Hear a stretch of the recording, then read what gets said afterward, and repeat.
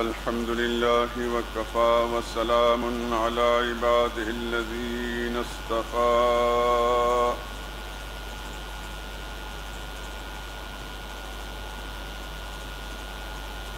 خصوصا على سيد الرسل وخاتم الأنبياء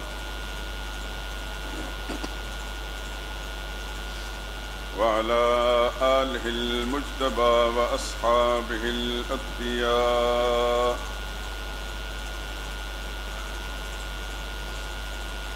أما بعد فإن خير الحديث كتاب الله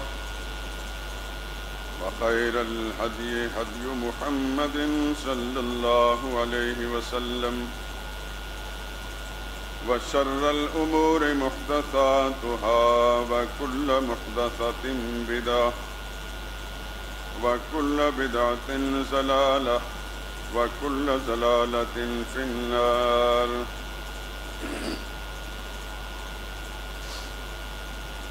أعوذ بالله من الشيطان الرجيم. بسم الله الرحمن الرحيم.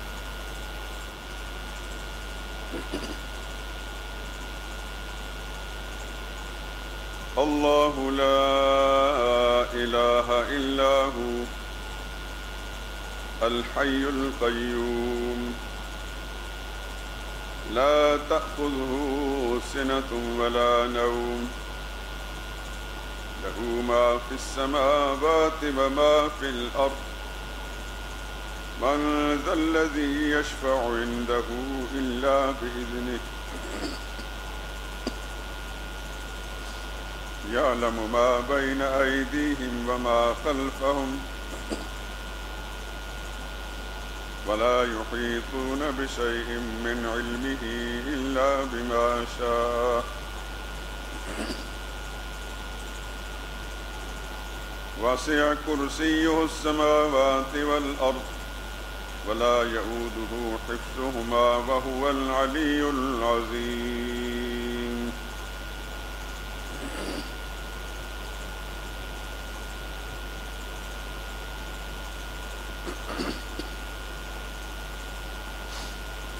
اس آیہ کریمہ کا ترجمہ ایک سے زائد مرتبہ آپ حضرات سن چکے ہیں. مزید اس کی تشریح و تفصیل کے درمیان میں اس کا بیان ہوگا.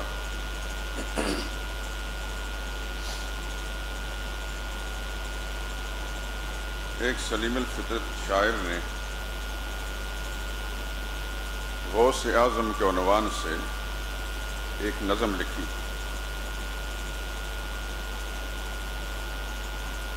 پہلے تو اس کا معنی سمجھیں.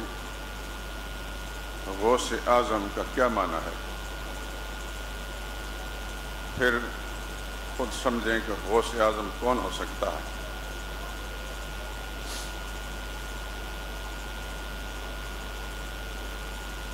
غوث کہتے ہیں مددگار کو، فریاد سننے والے کو.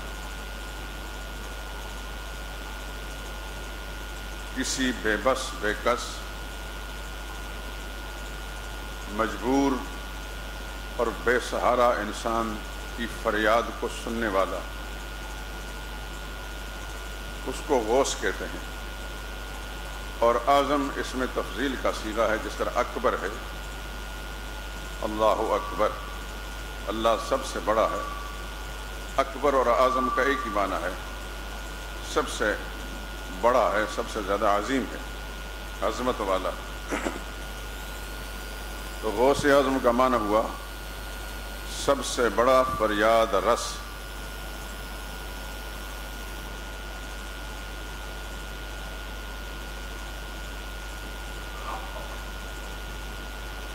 غوث اصل میں یہ عربی زبان کا لفظ ہے. فارسی میں اس کو فریاد رس کہتے ہیں، فریاد تک پہنچنے والا، فریادوں کو سننے والا.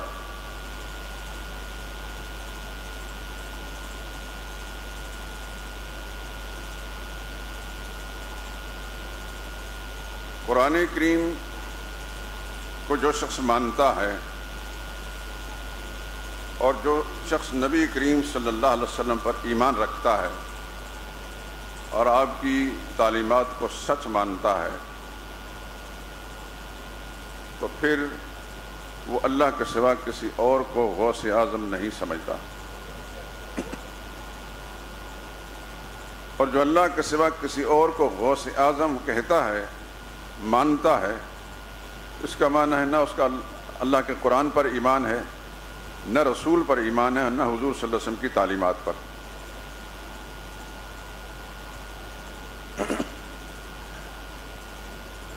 رسول اللہ صلی اللہ علیہ وسلم تو غوث اعظم اپنے رب کو کہتے تھے۔ قرآن کریم کے اندر استستغیثون ربکم، غزوہ بدر کے موقع پر یہ آیتیں نازل ہوئیں۔ یاد کرو مسلمانوں، تم جب استغاثہ دائر کر رہے تھے، فریادیں کر رہے تھے اپنے رب کے سامنے، فاستجاب لکم، تو تمہارے اللہ نے تمہاری فریادیں سن لی۔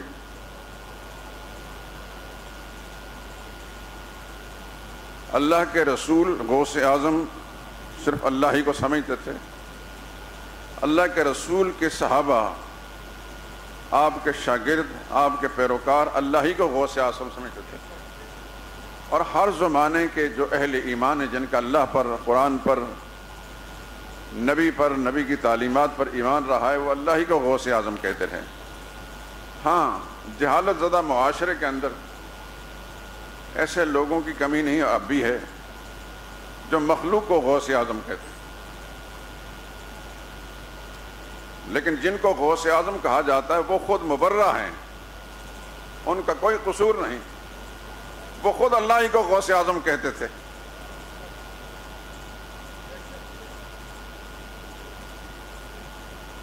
ان کا معاملہ کچھ اس طرح ہے جس طرح عیسائی حضرت عیسیٰ علیہ السلام کو اللہ کا بیٹا کہتے ہیں اور اللہ کی خدائی کے اندر مختار سمجھتے ہیں، جبکہ عیسیٰ علیہ السلام خود اعلان کر چکے، جیسے قرآن کی انی عبد اللہ، میں اللہ کا بندہ ہوں۔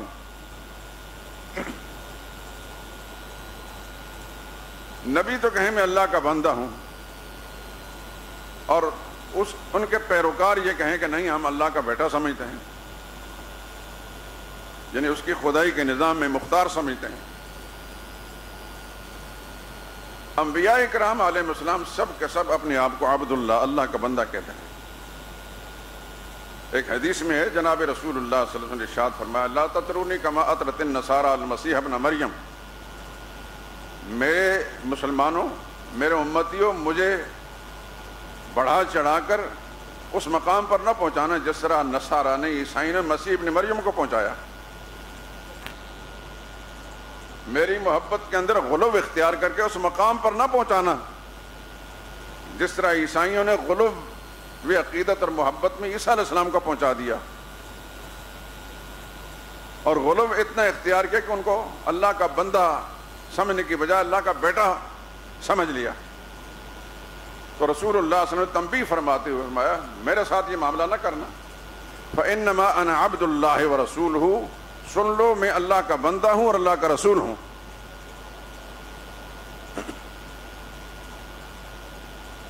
اور صحابہ کرام نے ایسا ہی سمجھا جو رسول اللہ صلی اللہ علیہ وسلم نے فرمایا تھا۔ جب تک دنیا میں خیر اور ہدایت باقی رہی تو مسلمان قرآن کے مطابق اور اللہ کے نبی کی تعلیم کے مطابق ہی رسول اللہ صلی اللہ علیہ وسلم کے ساتھ اپنا رشتہ محبت اور عقیدت اور ایمان جوڑتے رہے،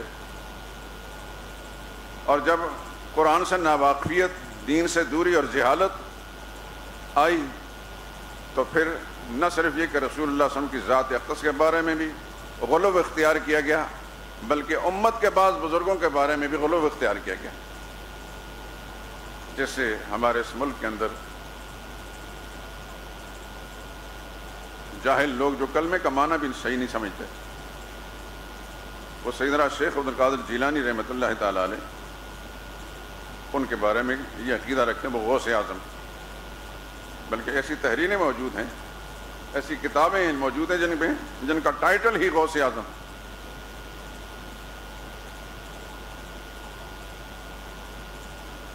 تو غوث اعظم کا معنی معلوم کرنے کے بعد اب غوث اعظم کا عنوان سے ایک نظم سنیں۔ ہمارا فقط ہے خدا غوث اعظم، ہمارا فقط ہے خدا غوث اعظم، نہیں کوئی جس کے سوا غوث اعظم۔ جھکیں جس کے دربار پر جن و انسان، وہ خلاق ارض و سما غوث اعظم۔ خدا کے سوا کون فریاد رس ہے، خدا کے سوا کون فریاد رس ہے، وہی ہے سمیع الدعا غوث اعظم۔ جو ہر وقت سنتا ہے سب کی دعائیں، جو ہر وقت سنتا ہے سب کی دعائیں، وہی سب کا حاجت روا غوث اعظم۔ جو معبود ہے انبیاء اولیاء کا، جو معبود ہے انبیاء اولیاء کا، وہ مسجود شاہ و گدا غوث اعظم۔ رگے زندگی سے جو نزدیک تر ہے، رگے زندگی شارگ، رگے زندگی سے جو نزدیک تر ہے، وہ بے مثل سب کا خدا غوث اعظم۔ نہیں ہے جو محتاج ہرگز کسی کا، نہیں ہے جو محتاج ہرگز کسی کا، وہ محتاج کا آسرا غوث اعظم۔ مسلمان سمجھتا نہیں ہے کسی کو، مسلمان سمجھتا نہیں ہے کسی کو، کبھی بھی خدا کے سوا غوث اعظم۔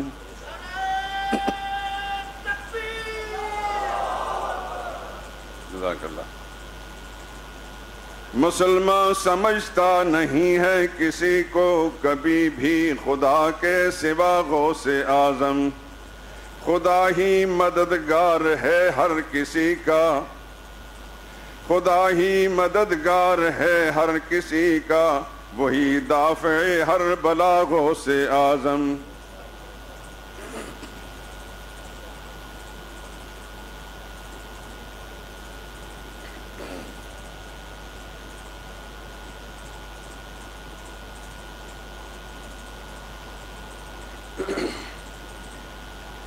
آیت الکرسی قرآن کریم کی سب سے عظیم رتبے والی آیت، بلکہ تمام آسمانی کتابوں میں سب سے اونچی شان والی آیت، آیت الکرسی، جو ہر مسلمان کو تقریباً یاد ہوتی ہے اور یاد ہونی چاہیے۔ یہ ایک ایسا حصار ہے، ایسا چوکیدار ہے، ایسا پہرے دار ہے کہ جس مسلمان نے رات کے وقت سونے سے پہلے آیت الکرسی پڑھ لی، تو سرور کائنات صلی اللہ علیہ وسلم کا ارشاد ہے کہ اللہ کے فرشتے پھر اس کے گھر کے پہرے دار بن جاتے ہیں۔ زمین و آسمان یا کسی طرح کی کوئی مخلوق، کوئی مضر چیز اس کو، اس کے اہل خانہ کو نقصان نہیں پہنچا۔ اللہ اس کی جان کی بھی حفاظت فرماتے ہیں اور اس کے املاک کی بھی حفاظت فرماتے ہیں۔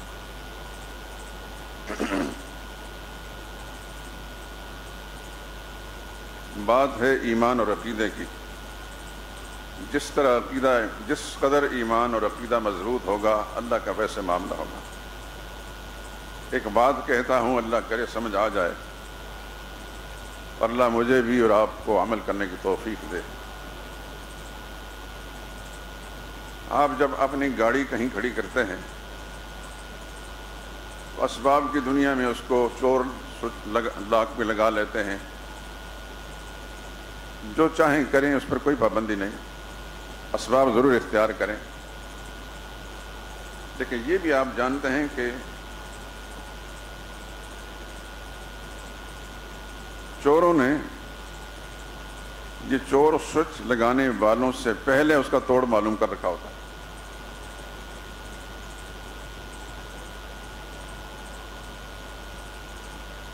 لیکن ایک چیز ایسی ہے جس کا توڑ چور کے پاس نہیں ہے، اور وہ یہ کہ اگر آپ پختہ یقین کے ساتھ، اس یقین کے ساتھ جس یقین کے ساتھ اللہ کو اپنا رب مانتے ہیں، اسی کے اس کلام کو پڑھ کر اپنی گاڑی پر یا کسی بھی املاک پر پھونک کے چلے جائیں، انشاءاللہ العزیز دنیا بھر کے چور آئیں گے، وہ آ کر وہیں سے واپس چلے جائیں گے۔ میں پہلے کہہ چکا ہوں کہ اللہ کرے یہ بات سمجھ میں آئے اور اللہ ہم سب کو عمل کی توفیق نصیب فرمائے۔ میں اپنی گاڑی کو کوئی چور سوچنے لگا تھا، البتہ اللہ کے حفاظت میں دے جاتا ہوں اور اللہ حفاظت فرماتے ہیں۔ اللہ میرے یقین میں اور پختگی پیدا فرما دے اور آپ کو بھی ایسا ہی یقین نصیب فرمائے۔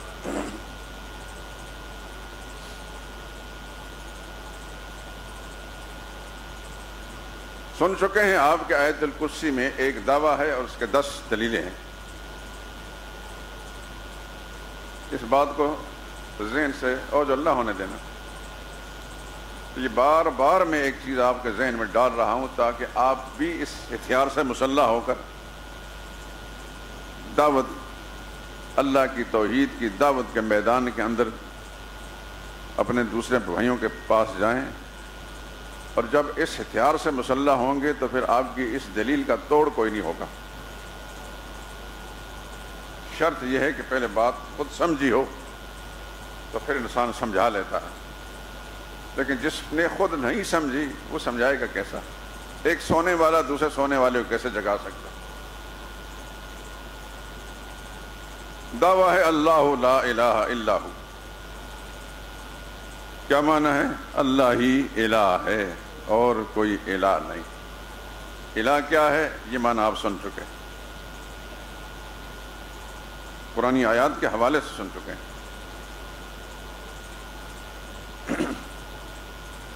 ہمارے ایک دوست کینیڈا میں رہتے ہیں، چند روز پہلے آئے، وہ کہتے ہیں کہ میں دور ہو کر بھی آپ کے پاس ہوتا ہوں۔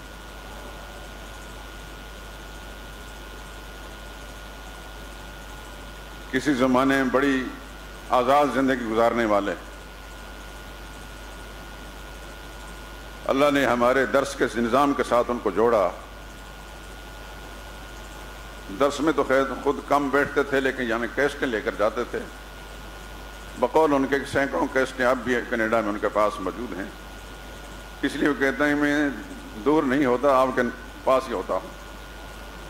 اور پھر مزید یہ کہ ہمارے ڈاکٹر صاحب اللہ انہیں سلامت رکھے، ان کی محنت سے ہر جمعے کا خطبہ جو ہے وہ پوری دنیا میں پھیل جاتا ہے، نیٹ کے ذریعے سے لوگ اس کو سنتے ہیں۔ تو یہ جو پچھلے 2 جمعے شاید کہ 3 جمعے پہلے میں نے لفظ الہ کا معنی قرآنی آیات سے، وہ پرسوں ترسوں جب وہ آئے یہاں اپنی بچی کے نکاح کے سلسلے میں آئے تو مجھے ملے، اس طرح کی محبت کا انہوں نے اظہار کیا کہ جس کا میں بیان نہیں کر سکتا۔ یعنی انتہائی وارفتگی کی کیفیت تھی۔ تفصیلات خیر چھوڑتا ہوں، تو کہنے لگے کہ جب مجھے الہ کا معنی معلوم ہو قرآنی آیات سے تو مجھے ایسا لگا کہ ساری دنیا کی دولت مجھے مل گئی۔ آپ خوش نصیب ہیں کہ آپ براہ راست سنتے ہیں، پتہ نہیں براہ راست سن کر اس کی قیمت ہے یا نہیں، لیکن دور والوں سے پوچھے کتنی قیمت ہے۔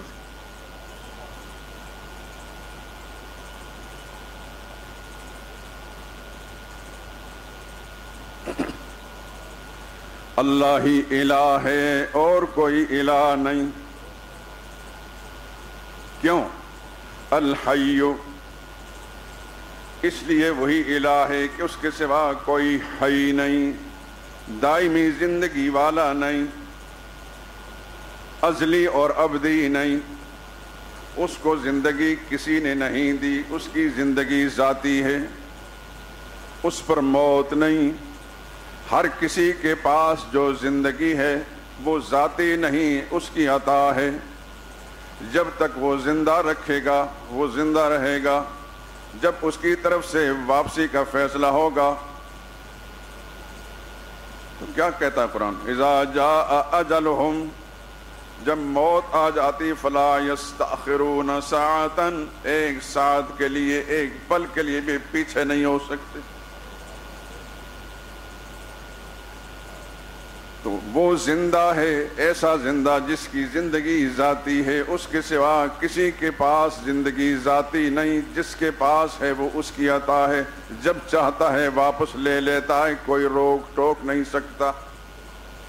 اس لیے وہی الہ ہے کہ اس کے سوا ذاتی زندگی والا بھی کوئی نہیں، جو ذاتی زندگی والا نہیں تو الہ بھی نہیں۔ جس کی زندگی دوسرے کی بھیک ہے، اللہ کی بھیک ہے، وہ الہ بننے کے قابل نہیں۔ جس پر موت آنے والی ہے وہ الہ بننے کے قابل نہیں۔ پچھلے جمعے میں اس کے حوالے سے میں نے ایک پیغمبر کا ذکر کیا تھا۔ میں کوشش کروں گا زیادہ نہیں، 3 نبیوں کا تذکرہ کروں گا۔ ایک تو میں نے ذکر کر دیا، کون؟ حضرت عزیر علیہ السلام، ایک بستی سے گزرے، اسی سورہ مبارکہ جس کی آیت 155 میں نے 255 آپ کے سامنے پڑھی ہے، آیت الکرسی، اس کی آیت نمبر 259، اس پیغمبر کا تذکرہ سورہ بقرہ میں۔ عزیر علیہ السلام کسی بستی سے گزرے، تفصیلات چھوڑتا ہوں، پہلے معلوم کر چکے ہیں۔ وہ بستی اجڑی گئی، بالکل اپنی چھتوں پر گری ہوئی تھی۔ ایک گدھے پر سوار تھے، کھانے پینے کا سامان ساتھ لیا ہوا تھا۔ گدھے کی سواری کو معیوب نہیں، انبیاء کرام اس پر سواری کرتے رہے۔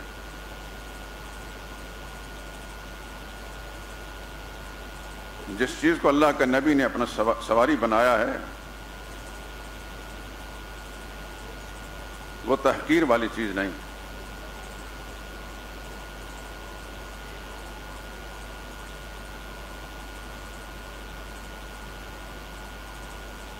جا رہے تھے کسی سفر پر، تفصیل قرآن کریم میں موجود نہیں، ہم بھی اس تجسس میں نہیں پڑھتے۔ کھانے پینے کا سامان بھی تھا اور گدھے پر سوار تھے۔ اس بستی جو اجڑ چکی تھی اس پر سے گزرے تو دل میں آیا، انا یحیی ھذہ اللہ بعد موتہا، یہ جو شہر اجڑ گیا ہے دوبارہ کبھی آباد ہوگا؟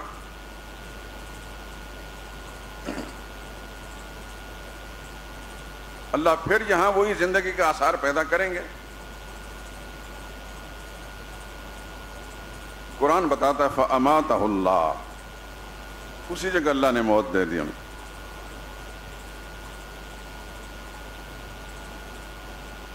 سواری سے اتر کر کسی درخت سے باندھ کر کھانے پینے کا سامان وہاں لٹکا کر لیٹ گئے، وہیں اللہ پاک نے ابدی نیند سلا دیا۔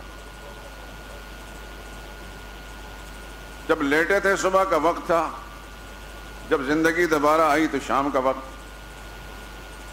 اللہ نے پوچھا کم لبثتا، میرے نبی کتنا عرصہ یہاں رہے؟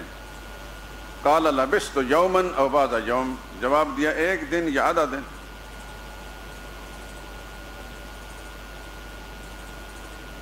اللہ نے فرمایا بل لبثتا، نہیں، آپ 100 سال تک یہاں پڑے رہے۔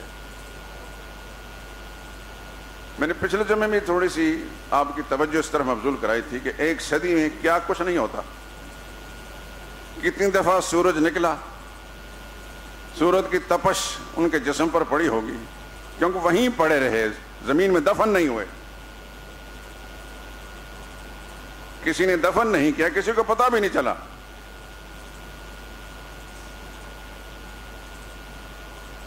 کتنی دفعہ بارشیں آئی ہوں گی، کتنی راتیں آئیں 100 سال کے اندر، کتنے دن آئے، کتنی دفعہ گرمی آئی، کتنی دفعہ سردی آئی، جھکڑ چلے ہوں گے، آندیاں چلی ہوں گی، بجلی گرجی ہوگی، بادل امڑے ہوں گے، زوردار بارش ہوئی ہوگی۔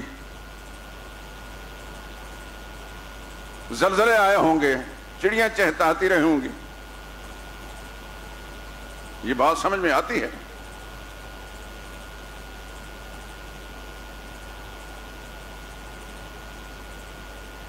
اور پھر یہاں آپ کے ذہن میں ممکن ایک سوال ضرور ابھرتا ہوگا کہ اس 100 سال کے اندر کوئی آدمی وہاں سے گزرا نہیں ہوگا. یقیناً گزرا ہوگا، کیونکہ جس وقت وہ دوبارہ زندہ کیے گئے تو وہ شہر آباد ہو چکا تھا.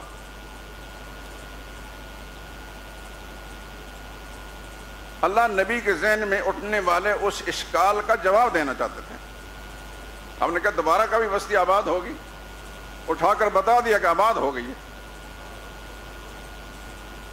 گزرنے والے وہاں سے گزرے ہوں گے، کوئی زمین کے اندر دفن نہیں ہو گئے، کوئی قبر نہیں بنی ہوئی، لیکن چونکہ اللہ نے ان کو ایک اپنی قدرت کی دلیل اور نشانی کے طور پر بنانا تھا، اس واسطے کسی کے نظر نہیں پڑی.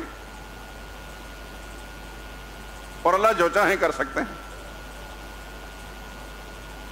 اللہ پوچھتے ہیں کم لبستا، کتنا ٹھہرے؟ جواب لبست یومن، ایک دن یا آدھا دن. میں پچھلے جمعے بھی آپ حضرات کی توجہ اس طرح مبذول کرا چکا ہوں. یہ دو دوستوں کی گپ نہیں ہو رہی، خالق اور مخلوق کا مکالمہ ہے. خالق کائنات بھی مذاق نہیں کر رہے، اور جواب دینے والے اللہ کے پیغمبر ہیں، وہ بھی مذاق میں جواب نہیں دے رہے. اللہ نے جو فرمایا وہ بھی حق ہے، اور نبی نے جو سمجھا وہی فرمایا. نبی کیا فرماتا ہے؟ میں ایک دن یا آدھا دن ٹھہرا، اور حقیقت کیا تھی کہ وہ 100 سال پڑے رہے. اللہ نے خود جواب دیا بل لبست مئۃ عام، آپ تو 100 سال تک یہاں پڑے رہے.